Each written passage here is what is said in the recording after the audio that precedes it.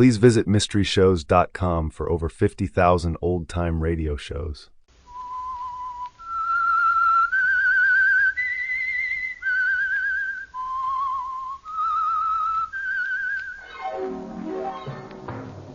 That whistle is your invitation to another Meisterbrow mystery drama presented by the Whistler.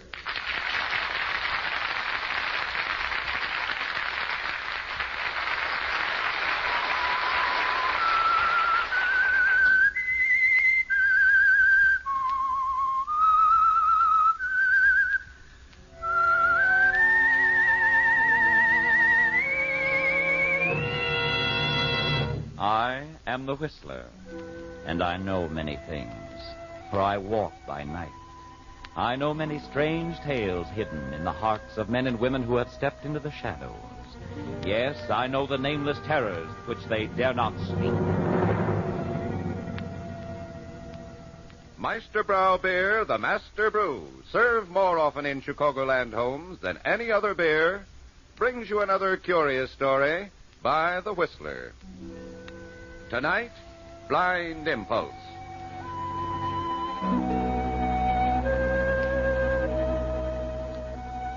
Steve was in his glory. Never in his wildest dreams had he ever believed a thing like this could come to pass. Here they were, just the two of them, at Carol Crandall's special table at the top of the Mark in San Francisco. Through the huge plate glass window, he could see the shining city stretching away to the east. A line of lights marking the Bay Bridge, pointing across the water like an arrow at other sparkling cities at the foot of the hills on the other side of the bay. Everything sparkled, the brilliant room sparkled, and across from him, Carol Crandall sparkled. What's the matter, Stevie? Huh? Not going pensive on me, are you? Oh, no, just thinking, Carol. Better watch that. Mother always told me, beware of the man who thinks too much. It's the music, darling. Always makes me philosophical. And there are other things. Ah, other things. Pray go on. Oh, the night, that beautiful city down there, and you. Stevie, you read it in a book. No, not at all. Just came to me all of a sudden. Just like Ronald Cole. Yeah. Oh, there's something about you, Stevie. Makes me want to wrap you up and take you home. Ah, doing your Christmas shopping early. Exactly. Excuse me, darling. Don't go away. Be right back. Be right here. Pardon me, please. Oh, excuse me. Waiter. Oh, yes, Mr. Kinsella. The operator's ready with that long-distance call of yours. Oh, thanks. You can take the call in the phone booth right over there. Thank you. Oh, I'm sorry. Pardon. Steve Kinsella speaking. Mr. Kinsella, your call to Juarez is ready. Just one moment, please. Go ahead, please. Hello, Steve. Millie, how are you, darling? How's it going? All right, I guess. Guess? What do you mean you guess? It went the way you wanted it to go. I got my divorce without a hitch. Is it final? I don't know much Mexican, but it sounded like it. That's wonderful. Yes. Isn't it? You don't sound very happy, Millie. Should I be? Oh, please, Millie, let's not go through all that again. It's not forever. I don't know, Steve. It sounded pretty final. Will you try and understand, Millie? I love you. I'll never love anyone else. For some crazy reason, this girl thinks I'm wonderful. Oh, Steve. Look, darling, her old man's dying in an Arizona sanitarium with over $1 million in the bank. Can I pass up an opportunity like that? No, I guess you can't. Well, then. But no matter how many times you explain it to me, I can't get over the feeling that you're not coming back. But I am coming back, don't you see? All I need's a year, maybe 6 months. And you'll divorce her and come back to me. With half of his estate. Steve. Think what it means to us, Millie. The things we can do, the places we can go. I don't want to think about it. Now, look, Millie. I've tried awfully hard. But all I can see is that I'm giving you to another woman. Millie, please. That's all, Steve. I don't want to talk about it anymore. You can have your divorce now. You're free to marry her. Go ahead. But please forget all about me. Will you? Millie, will you... Hello. Hello, Millie. Oh, for the love of Mike. I'm sorry. Pardon me. Oh, there you are, darling. Thought you deserted me. Oh, I'm sorry, Carol. Meet Lana Turner out there somewhere? I was about to send out the St. Bernard. Oh, nothing so glamorous, I'm afraid. Just a phone call. Oh. Yeah. Let's see. Where were we? You were about to ask me to marry you. What? Weren't you? Oh, Carol, Don't be flustered, dear. People get married every day. Well, You, were going to ask me to marry you, weren't you? What made you think so? You had that look. Was it that bad? I'm an expert, Stevie. I can see it a mile off. Well, you're Oh, certainly... please don't think I'm vain. It'd happen just as often to any girl who was reasonably presentable, who Who what? had a wealthy father. I see. But you've decided you love me anyway. Did I say that? Didn't you? No, I didn't say I love you, Stevie. I said I wanted to marry you. There's a difference. Oh? You see, I like your looks, and I like the way you wear your dinner clothes. And I like the way you laugh. There are hundreds of things I like about you, and I just think it'd be fun to be married to you. Is that all? Isn't that enough? You're an amazing girl, Carol. At least I'm honest. Carol, I don't know what to say. You love me, don't you? Of course I do. Oh, you'll never go to heaven, Stevie. What do you mean? You're lying. You think I'm a spoiled little girl who's always had everything she wants. Oh, no. Oh, yes, stupid, but covered with money. Oh, no, wait a minute, Carol. And you're wrong, Stevie. I'm not stupid. When I met you, I said to myself, looky, Carol, here's a man who wants to marry you for your money. Carol, listen. Don't let it worry you for a minute, dear, don't you see? It's not worrying me. Now, let's see. I might possibly marry you tomorrow or the day after at the very latest. I see. Any objections? No? Good. It's just as I told you, Stevie. I want to wrap you up and take you home.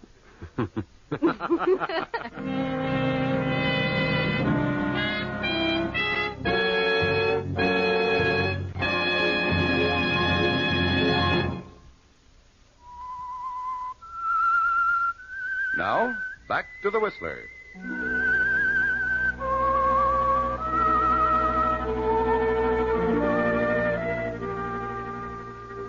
So that was it, Steve. No pressure, no persuasion. It was just like falling off a log, wasn't it? And it's all so clear. Nothing can stop it now. Old Simon Crandall, Carol's father, is wasting away in that sanitarium in Arizona with only a few months, maybe weeks, to live. And when he dies, the estate will go not to Carol alone, but to both of you because of the community property laws. All you have to do is be patient, Steve, and hope that Millie will be patient, too. That she'll realize that what she told you over the telephone that night was foolish. That she'll decide to wait for you because, in your own way, you do love Millie, don't you? You carried off pretty well during the first part of the honeymoon. Mexico City, Havana, Caracas. And finally, one night about 6 weeks later, the two of you are dressing for dinner in your hotel room in Rio de Janeiro. Steve, darling, would you mind helping me? Huh? The hooks on this dress. Oh, sure. Why must they Hold always still, will you? put them out of reach? Wait a minute, I'll get this thing. Yes, what is it? Telegram, senor. Just a minute. There you are, dear. Just a second. Yes? Cablegram, senor. Oh. Here you are. Gracias, senor. What is it, darling? Cablegram. Where's it from? Tucson, Arizona. Probably your father. You don't suppose... I don't know. Wait a minute. Think it advisable you return to Tucson immediately. Signed Whiteside. He's father's doctor. Something's wrong. Yeah. Steve. Huh? Do you have to look so pleased?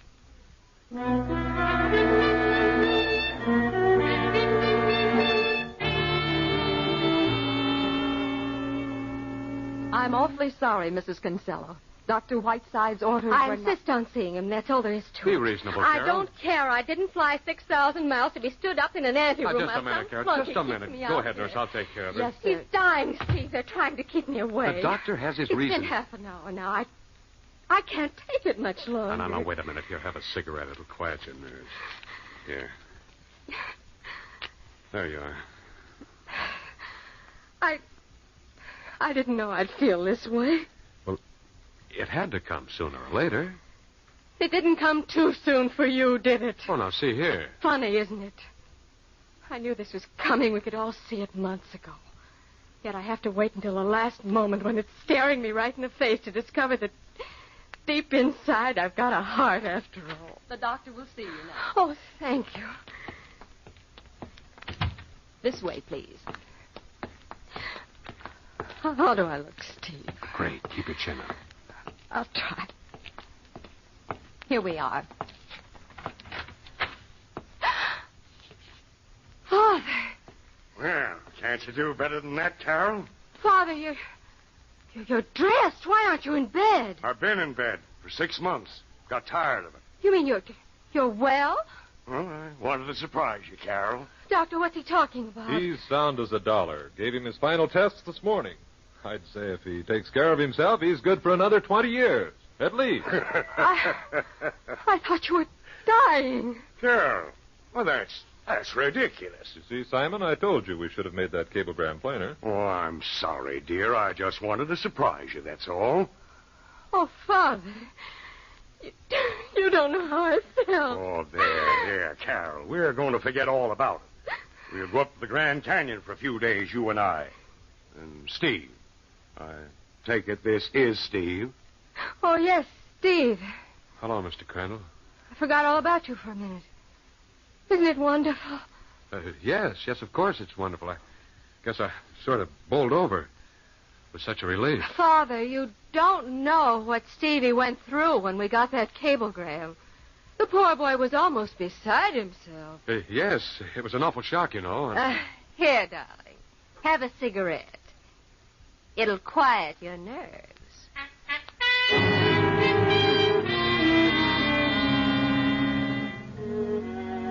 The doctor said, 20 years, Steve.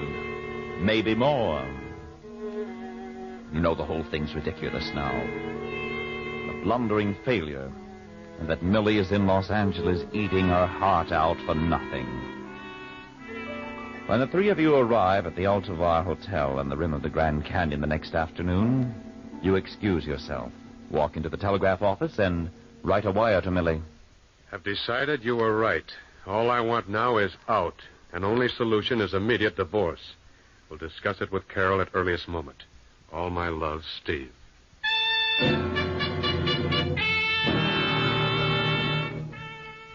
You tip the clerk an extra $1 to keep it under his hat. Then, because you're desperate for a few hours alone, you spend the rest of the afternoon walking along the rim of the canyon, trying to lose yourself in its breathtaking colors, its blue distances and terrifying depths. So it's almost time for dinner when you arrive back at the hotel room to find Carol waiting for you. Hello, Carol. Stevie, have a nice walk? Wonderful. Where's your father? Trying to arrange a trip to Phantom Ranch tomorrow morning. When I last saw him, he was about to hit the stableman over the head with a whiffle tree. Huh. No trip scheduled tomorrow, and they don't want to let him go down the trail alone. They say it's too dangerous. I left just before the explosion. Dr. Whiteside was right, Stevie. Father's his old self again. Stevie, Yes? does Millie have more money than I have? Who said anything about Millie? She seems to outrank me. Is it her money, or does she have a beautiful soul? You know, you never told me about anyone named Millie. What did you find out about her? This telegram came this afternoon after you'd gone. You opened it? By mistake, believe it or not. At this point, I'm rather glad I did. Give it to me. Steve, dear, your wire was all I needed. Coming at once. Have wonderful news. Hold everything until I arrive. Love, Millie. Who is she? It's a long story. I was married to her once. Before you met me? That's right. Oh. You never told me you'd been married before, darling. You weren't interested at the time. No, I suppose I wasn't. So you've decided you love her after all, and you want to go back to her now that... Now that what? Now that Father's back on his feet. You're pretty blunt. You didn't answer my question, Stevie. Do you love her? Yes, You always have? I suppose so. Well, you don't know how complicated you're making things. What am I supposed to do now? Divorce me? Oh? And let me go back to her? I hate divorce, Stevie. I always have. Can you, think of a better answer? I'm afraid there isn't any answer. You went into this with your eyes open, you know. The money? Mm-hmm. I suppose it should be just as simple to let you go. Only it's not that simple. Why not? See, I love you. That's almost funny. I know it sounds ridiculous. It is. You're a spoiled little girl, Carol. Always had everything you wanted. You know, it may have been amusing to lean across a dinner table and tell me I was next on your list of trinkets, but it wasn't love. What was it you said? Something about wrapping me up and taking me home. What did you expect? I'm sorry, Stevie. You know, this is funny. You're the heel, and I'm doing the apologizing. What? You were next on my list of trinkets. But I guess the past 6 weeks have made a lot of difference. I'm sorry. Thanks. Let it ride for a while, will you? I want to think it over. All right, Carol. Of all the incompetent, unreasonable idiots, those birds take the cake. Never heard of anything so fantastic in my life. What's the matter, Father? Either refuse to let me go down that trail in the canyon tomorrow. Say I have to wait until Thursday. Make the trip with 30 old maid school teachers and a guide. Are you going with them? Not on your life. I've hired a couple of horses for tomorrow morning. Told them we're going somewhere else. We can leave at 5 in the morning and start down the trail before anyone's around to spot us. We? Oh, I forgot to mention that, Steve. You're going with me.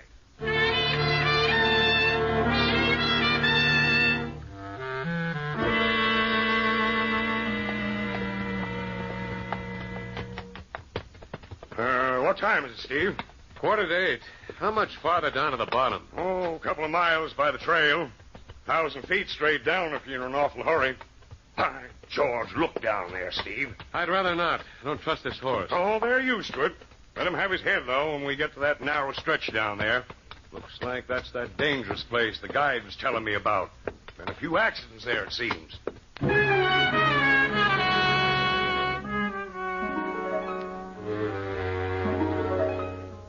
You'll never know where the idea came from, will you, Steve?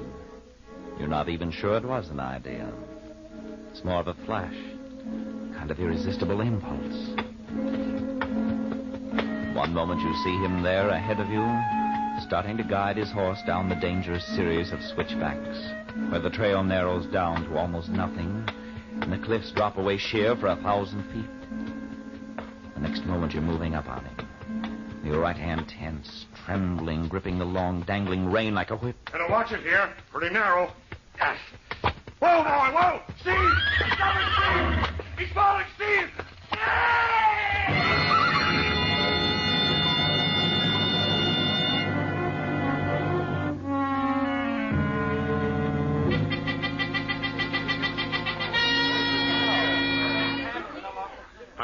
I'm sorry, Ranger. That's all I can tell you. You say this business of going down that trail without a guide was his own idea? That's it. The horse stumbled. Of course he stumbled. That trail's for mules, not horses. I've got to find my wife, Ranger. Where is she? She's in her room at the hotel. Does she know about this? Yeah, I told her. You'll be available, Miss Kinsella? Yes, of course. Good. I may want you when the authorities get here.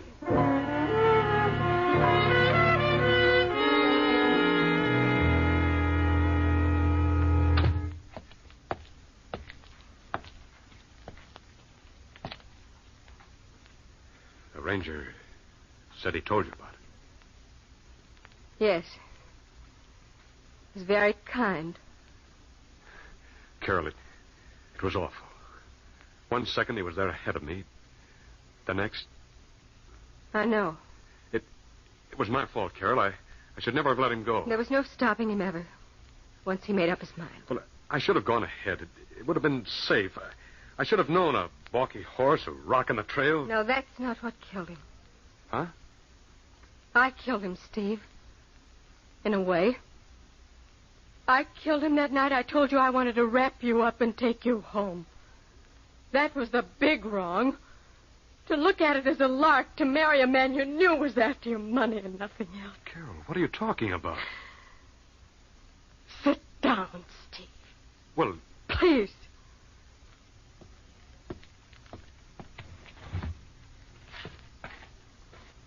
what are you talking about, Carol? I saw you do it, Steve. You I saw you kill him. don't know what you're saying. There's a public telescope on the point out there. Quite an invention. You can put a dime in it and see your father murdered. The biggest 10 cents worth in history. Carol. I was interested in that trip. I wanted to see the two of you together. That's why I went out there alone to that telescope at 8 o'clock this morning. It puts me in a fascinating position, Steve. I was the only one who saw it. Saw you ride up behind him and lift that rein and whip the horse. All right, Carol. Where do we go from here? I seem to have two alternatives. I can expose you. Carol. Have you charged with murder and put on trial. Oh, yes, I can give the yellow journals a field day with the Crandall case. Spread it all over the country for the next 6 months. Human interest stuff, you know.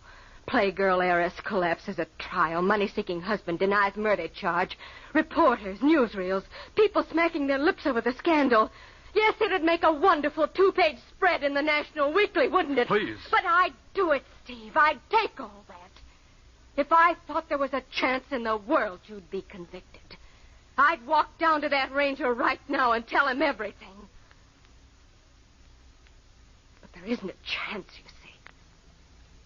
I'd pay the price and I'd get nowhere. Because some brilliant lawmaker at some time or other decided he'd make it illegal for a wife to testify against her husband. Wait a minute. I mean, I'm helpless. I'm the only witness, but I can't testify because I'm your wife. So that leaves me the other alternative. To let it lie. Let them decide it was an accident.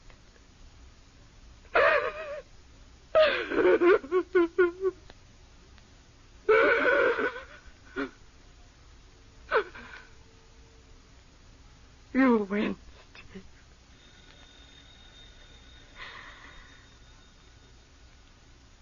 Better answer the phone.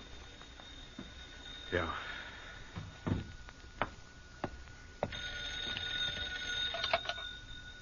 Hello? There's a Mrs. Millie Kinsella in the lobby. Just a minute. It's Millie, Carol. Send her up. I want to be the first to congratulate her.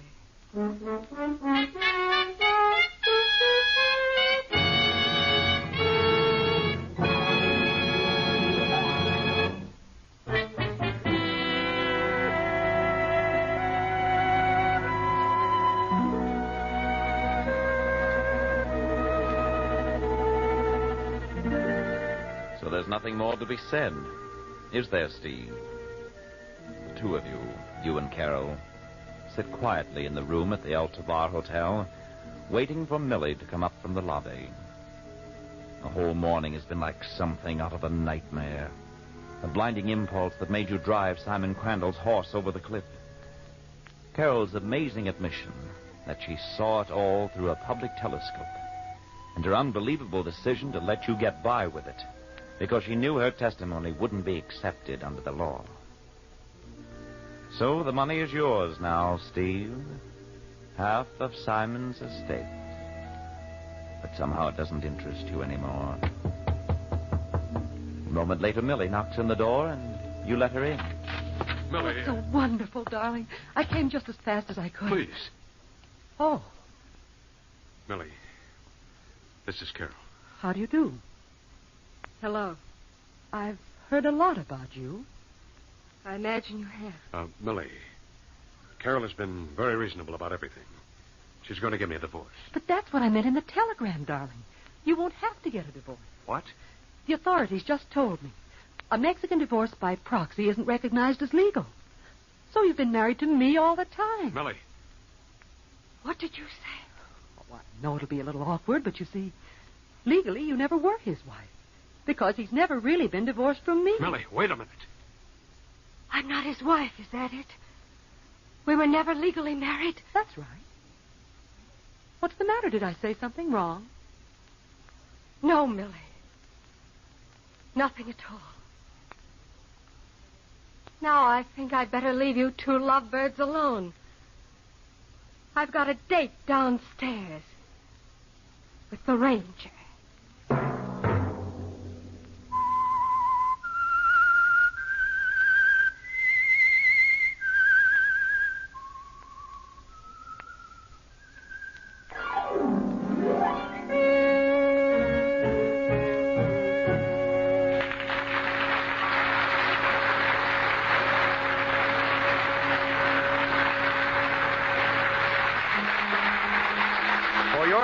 Pleasure, the Peter Hand Brewery Company of Chicago, brewers of Meisterbrau beer, bring you the strange tales of the Whistler on this station every Sunday night at 9:30. Next week, another exciting story by the Whistler.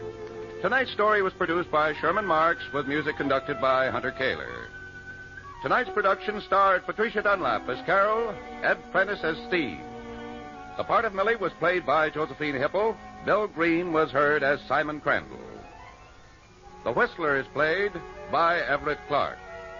Sound effects by Ed Whitel and Lou Weir. All characters portrayed in tonight's episode are imaginary, and any similarity to persons living or dead is purely coincidental.